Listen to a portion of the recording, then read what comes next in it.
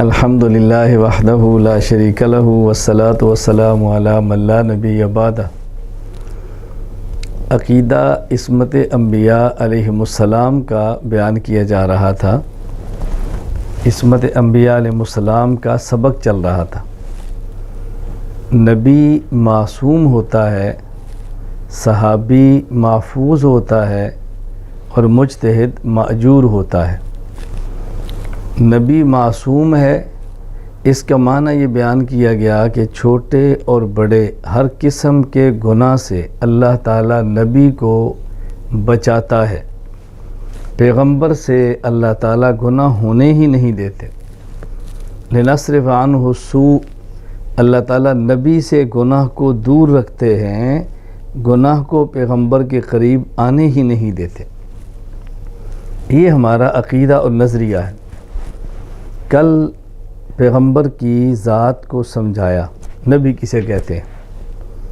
کئی رخ ہیں سمجھانے کے، کئی عنوان ہیں سمجھانے کے، مختلف طرز ہے اس بات کو کھولنے کا، تو میں نے ایک رخ آپ کی خدمت میں پیش کیا تھا۔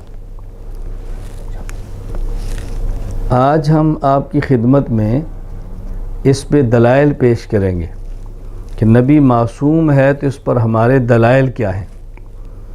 کچھ دلائل قرآن کریم سے پیش کریں گے، کچھ دلائل احادیث سے پیش کریں گے، اور پھر اجماع امت پیش کریں گے، عقلی دلائل پیش کریں گے، یعنی عقل اور نقل، نقل اور عقل، قرآن، حدیث، اجماع اور عقل، ہر قسم کے دلائل آپ کی خدمت میں پیش کریں۔ پھر وہ لوگ جو انبیاء علیہ السلام کو معصوم نہیں مانتے اور نبی کے معصوم نہ ہونے پر شبہات میں کبھی قرآن پیش کرتے ہیں، کبھی حدیث پیش کرتے ہیں، ان کے جوابات بھی دیے جائیں گے کہ ان آیات کا مطلب کیا ہے، ان حدیث کا مطلب کیا ہے، آپ کی الجھن کیا ہے۔ تو آج دلائل سماعت فرمائیں عصمت انبیاء علیہ السلام پر۔ دلیل نمبر 1، سورۃ الاحزاب آیت نمبر 21، لقد کان لکم فی رسول اللہ اسوۃ حسنہ، حقیقت یہ ہے کہ تمہارے لیے رسول اللہ صلی اللہ علیہ وسلم کی ذات ایک بہترین نمونہ ہے۔ رسول اللہ صلی اللہ علیہ وسلم کی ذات تمہارے لیے ایک بہترین نمونہ ہے۔ یہ بات یاد رکھ لیں، پیغمبر نمونہ ہے، لیکن کس کے لیے؟ لمن کان یرجو اللہ والیوم الآخرہ، ایسے شخص کے لیے کہ جس کا عقیدہ ہو کہ میں نے اللہ کے سامنے پیش ہونا ہے، جس کا عقیدہ ہو کہ میں نے قیامت کے دن اللہ کے سامنے آنا ہے، جزا اور سزا میرے اعمال پہ ہونی ہے۔ دیکھو یہاں 3 عقیدے بنیادی آگے، لمن کان یرجو اللہ توحید، والیوم الآخر قیامت، لقد کان لکم فی رسول اللہ رسالت اور نبوت۔ میں نے آپ سے کہا تھا کہ بنیادی عقیدے 3 ہیں، توحید، رسالت اور قیامت۔ تو جس شخص کا توحید اور قیامت پر ایمان ہے وہ پیغمبر کی ذات کو نمونہ سمجھے گا۔ کیوں؟ اس نے اللہ کے یہاں پیش ہونا ہے، نیک اعمال کی جزا، برے اعمال کی سزا ملنی ہے۔ اب نیک عمل کون سا ہے، برا عمل کون سا ہے، کیسے پتہ چلے؟ اس کے لیے اس کو پیغمبر کو اپنا رہنما ماننا پڑے گا، پیغمبر کو نمونہ ماننا پڑے گا، تاکہ اپنی زندگی ٹھیک کر سکے اور اللہ کو بھی راضی کر لے اور قیامت کے دن سرخرو ہو جائے۔ معلوم ہوا کہ اللہ کو راضی کرنے کے لیے، قیامت کے دن سرخرو ہونے کے لیے رسول اکرم صلی اللہ علیہ وسلم کی ذات کو بہترین نمونہ ماننا ضروری ہے۔ نمونہ ہی نہیں، بہترین نمونہ ماننا ضروری ہے۔ یہ ذہن بناؤ کہ اس سے بہتر دنیا میں کوئی اور نمونہ موجود نہیں ہے۔ ماننا ہے پیغمبر کو۔ میں آیت کھول رہا ہوں تاکہ بات اچھی طرح سمجھ آئے۔ پیغمبر کی ذات نمونہ ہے کس کے لیے؟ نمبر 1، اس شخص کے لیے جو اللہ کو مانتا ہے۔ جب اللہ کو مانتا ہے تو اللہ کے احکام پہ عمل کرنا ہے۔ اب کرے گا کیسے؟ اس کے لیے اس کو پیغمبر چاہیے جو اللہ کا حکم بتائے، جو نبی کا طریقہ، اس کو ایک شخص چاہیے جو اللہ کا حکم بتائے، اللہ کی بات اس تک پہنچائے، اسے کہتے ہیں رسول۔ تو اللہ تعالیٰ فرما رہے کہ پیغمبر تمہارے نمونہ ہے۔ اب دیکھو جو درمیان میں اللہ اور مخلوق کے درمیان واسطہ ہے، الیاذ باللہ، اگر یہی واسطہ غلط ہو جائے تو امت کو احکام کیسے ملیں گے؟ میں مزید بات کھولتا ہوں۔ اللہ تعالیٰ نے حکم دیا صلو، نماز پڑھو۔ کیسے پڑھو؟ اب نماز پڑھ کر اللہ تو نہیں دکھائیں گے نا، تو پڑھ کے کون دکھائے گا؟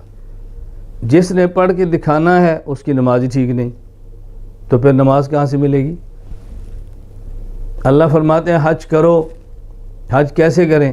اللہ تعالیٰ تو کر کے دکھائیں گے نہیں، کون کرے گا؟ پیغمبر، وہ تو حج غلط کرتے ہیں الیاذ باللہ، تو پھر ٹھیک کون کرے گا؟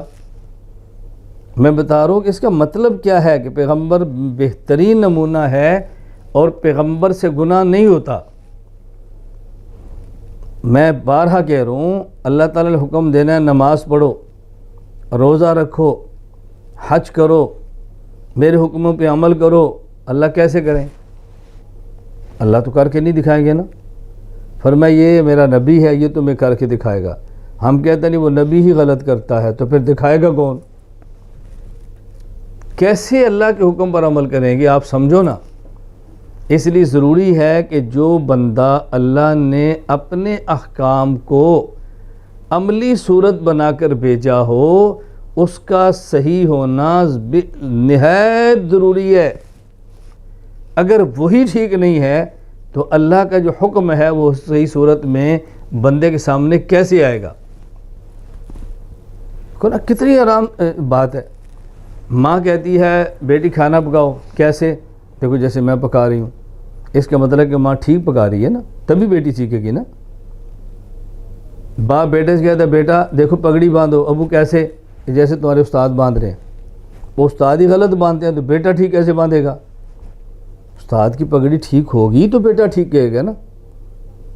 میں یہ بات اس لیے کہہ رہا ہوں کہ پیغمبر کی ذات معصوم ہے۔ کیوں؟ لقد کان لکم فی رسول اللہ، پیغمبر بہترین نمونہ ہے تمہارے لیے۔ لیکن کس شخص کے لیے؟ پیغمبر کی ذات بہترین نمونہ ہے کس کے لیے؟ لمن کان یرجو اللہ، نمبر 1 اس کو اللہ سے ملنا ہے، اللہ کو جواب دینا ہے۔ والیوم الآخر، قیامت کو اعمال اور سزا کی جزا پر یقین رکھتا ہے۔ اب 2 باتیں ہو گئیں۔ نمبر 1 اللہ کو مانتا ہے تو اللہ کی بات ماننی ہے، تو بات کون بتائے گا؟ رسول۔ الیاذ باللہ وہ تو سچ نہیں بولتا، تو اللہ کی بات کہاں سے ملے گی؟ پیغمبر نمونہ ہے کس کے لیے؟ جس کا عقیدہ ہے کہ نیک اعمال پہ جزا اور برے اعمال پر سزا ہوگی۔ اب چونکہ اس کا عقیدہ ہے نا کہ نیک پر جزا اور برے پر سزا ملنی ہے، لہذا نیک عمل کون سا ہے، برا عمل کون سا ہے، اس کو چاہیے کو بتانے والا وہ کون ہے؟ پیغمبر۔ تو اگر وہ پیغمبر ہی غلطیاں کرے اعوذ باللہ، وہ پیغمبر کے اعمال ٹھیک نہ ہوں تو اس بندے کو اعمال ٹھیک ملے گے کیسے؟ اللہ راضی ہوگا کیسے؟ قیامت کے سرخرو ہوگا کیسے یہ بندہ؟ اس کے لیے ضروری ہے کہ یہ مانے کہ پیغمبر کی ذات معصوم ہے۔ یہاں ایک بات بہت اچھی طرح سمجھ لیں، لقد کان لکم صیغہ کم ہے، بظاہر مردوں کے لیے کم ہوتا ہے اور اردو کے لیے کننا ضمیر استعمال ہوتی ہے، تو یہاں تو کم ہے۔ اب یہ لکم کا خطاب مردوں کو بھی ہے عورتوں کو بھی ہے، یعنی پیغمبر کی ذات بہترین نمونہ ہے مردوں کے لیے بھی، اور پیغمبر کی ذات بہترین نمونہ ہے عورتوں کے لیے بھی۔ اب نمونہ ہونے کا معنی یعنی پیغمبر کی تعلیمات، پیغمبر کی ہدایات یہ دونوں کے لیے ہیں۔ جو ہدایت مرد کے لیے ہے اس پر وہ عمل کرے، اور جو ہدایت عورت کے لیے اس پر عمل عورت کرے۔ یہ بات اچھی طرح سمجھ لیں، الجھن میں نہ رہنا کبھی۔ یہ بات میں کیوں سمجھا رہا ہوں؟ ہم کہتے ہیں کہ مرد عورت کی نماز میں فرق ہے، مرد عورت کی نماز میں فرق ہے، یہ مستقل الگ عنوان ہے، اس پر اپنے دلائل ہیں۔ میں اس وقت دلائل پیش نہیں کر رہا، صرف کم کے حوالے سے بات سمجھا رہا ہوں۔ جو لوگ کہتے ہیں مرد عورت کی نماز میں فرق نہیں ہے، وہ ایک دلیل صحیح بخاری سے پیش کرتے ہیں، حضرت مالک بن حویرث رضی اللہ تعالی عنہ والی حدیث کہ رسول اللہ صلی اللہ علیہ وسلم فرمایا صلو کما رأیتمونی اصلی، تم نماز ایسے پڑھو جیسے مجھے پڑھتے دیکھا۔ اور یہ خطاب مردوں کو بھی ہے عورتوں کو بھی ہے، لہٰذا دونوں نماز ایسے پڑھیں جیسے اللہ کے نبی نے پڑھی ہے۔ کیوں؟ صلو، خطاب دونوں کو ہے۔ میں نے کہا لقد کان لکم، یہ خطاب بھی دونوں کو ہے، مردوں کو بھی عورتوں کو بھی ہے۔ اب اگر کوئی عورت سر پہ باندھے پگڑی،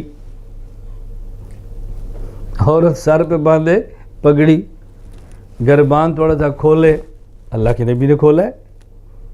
ایک صحابی تھے حضرت غالباً معاویہ بن قرہ رضی اللہ تعالیٰ عنہ، غالباً یہ عبداللہ بن معاویہ بن قرہ، وہ نقل کرتے ہیں اپنے والد سے کہ میرے والد حضرت معاویہ مدینہ جب گئے تو رسول اللہ صلی اللہ علیہ وسلم کو ایسے دیکھا کہ آپ گریبان کھلا تھا، انہوں نے سردی گرمی میں کبھی گریبان بند کیا ہی نہیں، بھئی میں نے حضور کو ایسے ہی دیکھا۔ گو رسول اللہ صلی اللہ علیہ وسلم کا مستقل معمول مبارک یہ نہیں ہے، لیکن انہوں نے اس حال میں دیکھا تھا تو انہوں نے زندگی بھر گریبان سردی اور گرمی بند کیے ہی نہیں کہ میں نے ایسے دیکھا۔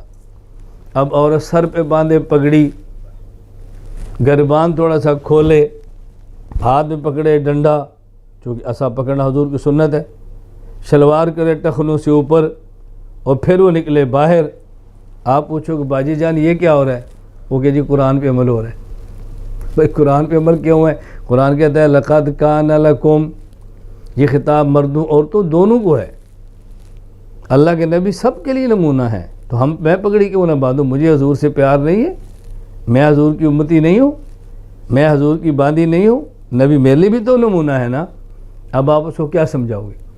آپ سمجھاؤ گے امی جان، باجی جان، میری بہن، میری بیٹی، قرآن کی آیت ٹھیک ہے لیکن آپ کا مفہوم غلط ہے۔ اب جب اسے یہ کہو کہ تو پگڑی نہ باندھ، تو وہ کہے تم قرآن کے منکر ہو، یہ گریبان مت کھول تم قرآن کے منکر ہو، یہ شلوار ٹخنوں سے اوپر مت کر تم قرآن کے منکر ہو، میں تو قرآن پڑھ رہی ہوں۔ ہم کہیں گے ہم قرآن کے منکر نہیں ہیں، جو قرآن کا مطلب بیان کر رہی ہے نا، ہم اس مطلب کے منکر ہیں، تم اپنے مطلب کو قرآن نہ کہو۔ اسی طرح ہم ان سے کہتے ہیں صلو کما رأیتمونی، ہم حدیث کے منکر نہیں ہیں، حدیث کا جو معنی آپ نے بیان کیا نا، ہم اس معنی کے منکر ہیں۔ لقد کان لکم فی رسول اللہ اسوۃ حسنہ، اس لیے میں بات سمجھا رہا ہوں، پیغمبر کی ذات تم سب کے لیے بہترین نمونہ ہے۔ کیا معنی؟ جو ہدایت مردوں کے لیے ہے مرد، جو ہدایت عورتوں کے لیے ہے عورت۔ عورتوں کے لیے نماز پر پیغمبر کی واضح ہدایات موجود ہیں، واضح۔ رسول اللہ صلی اللہ علیہ وسلم صحابی کو فرما رہے ہیں، واضح روایت۔ وائل بن حجر فرمایا اذا صلیت فجعل یدیک حذاء اذنیک، اے وائل جب نماز پڑھنے لگے اللہ اکبر کہے تو ہاتھ کانوں کے برابر اٹھانا، والمرأۃ تجعل یدیہا حذو حذاء ثدییہا یا حذو ثدییہا، جب عورت نماز پڑھے تو اپنے ہاتھ کو سینے کے برابر اٹھائے۔ کتنا واضح، کتنا واضح حکم موجود ہے، ان کے لیے ہدایت الگ آ گئی ہے۔ رسول اکرم صلی اللہ علیہ وسلم کی ان کے لیے ہدایت ہی الگ گئی ہے۔ میں صرف ایک حدیث پڑھ رہا ہوں، ابھی میرا عنوان مرد عورت کی نماز میں فرق نہیں ہے۔ میں اپنی ماؤں بہنوں بیٹیوں سے کہتا ہوں مردوں کی طرح نماز مت پڑھو، تمہاری نماز الگ ہے، دلائل تمہارے ذمہ نہیں ہے، دلائل تمہارے اس بھائی کے ذمہ ہے، دلائل ہمارے ذمہ ہیں، ہم نے اپنے ذمہ لیا نا، ہماری طرف سے دلیل نہ ملے تو آپ کو گلہ ہونا چاہیے۔ مردوں سے کہتا ہوں تمہاری نماز عورتوں کی طرح نہیں ہے، دلائل ہمارے ذمہ ہیں۔ اللہ کا شکر میں ادا کرتا ہوں الحمدللہ۔ میں کبھی یہ بات کہا کرتا ہوں کہ آدمی زندگی میں کام اگلی نسلوں میں جاتا دیکھے تو کتنا خوش ہوتا ہے۔ میں نے الحمدللہ تیسری نسلوں میں کام اپنی زندگی میں دیکھ لیے۔ آج اپنی آنکھوں سے، ایک میں خود، ایک آگے ہمارے شاگرد مرید، آگے پھر ان کے بیٹے میں اس پر واقعہ سنایا کرتا ہوں کہ میں ایک مرید تھا، اس کے گھر گیا. اب اس کا ایک بیٹا ہے 2 سال کا، ایک بیٹا ہے 3 سال یا 3.5 کا. تو گھر گیا تو سلام لیا، السلام علیکم. اب یہ جو 2 سال کا بیٹا ہے، اس نے ایک ہاتھ سے سلام بڑھا دیا. اس کو کیا پتہ سلام کیا ہوتا ہے، سلام لو بھائی، اس نے ہاتھ بڑھا دیا. اب وہ جو 3 سال 3.5 سال کا کہتا ہے اور تو بھابھی ہو گئے ہیں کہتا ہے تو بھابھی ہو گئے، یعنی ایک ہاتھ سے سلام لے رہے. الحمدللہ الحمدللہ. کراچی ایک میرے شاگرد بھی ہیں، مرید بھی ہیں، تو ان کا بھتیجا وہ ایک اسکول میں گیا، پڑھتا تھا. اب اسکول میں جو ٹیچر تھا وہ کوئی اور مسلک کا تھا، تو اس نے اس بچے کا نماز پڑھتے ہیں ہاتھ یہاں باندھو. وہ بچہ کہتا ہے میں کوئی عورت ہوں میں کوئی عورت ہوں یہاں باندھوں. اگلی نسل میں چلا گیا. الحمدللہ. خیر اس وقت میرا عنوان یہ مسئلہ نہیں ہے، میں نے یہ دلائل سمجھانے ہیں، لیکن درمیان میں آپ کو ساری باتیں کہنی ہیں. ایسا نہ ہو کہ دورہ تحقیق المسائل میں وقت کم ہو اور عقائد تھوڑے ہیں تو آپ یہ سمجھیں کہ شاید باقی مسائل پر ان کے بعد دلائل ہی نہیں تھے اس لیے چھوڑ دیے. یہ مسئلہ نہیں ہے. اللہ تعالیٰ کا کرم ہے، اللہ کا شکر ہے، اللہ کا فضل ہے. اللہ قبول فرمائے. ہم نے سال ہا سال اس پر لگائے ہیں، ہم نے دن رات اس پہ لگائے ہیں. ہم سے مراد میں نہیں، میری پوری ٹیم، میرے ساتھی دن رات لگائے ہیں، محنت کی ہے، دلائل جمع کیے ہیں. الحمدللہ. اللہ قبول فرما لے. دلیل نمبر 2 سورہ یونس آیت نمبر 15 وَإِذَا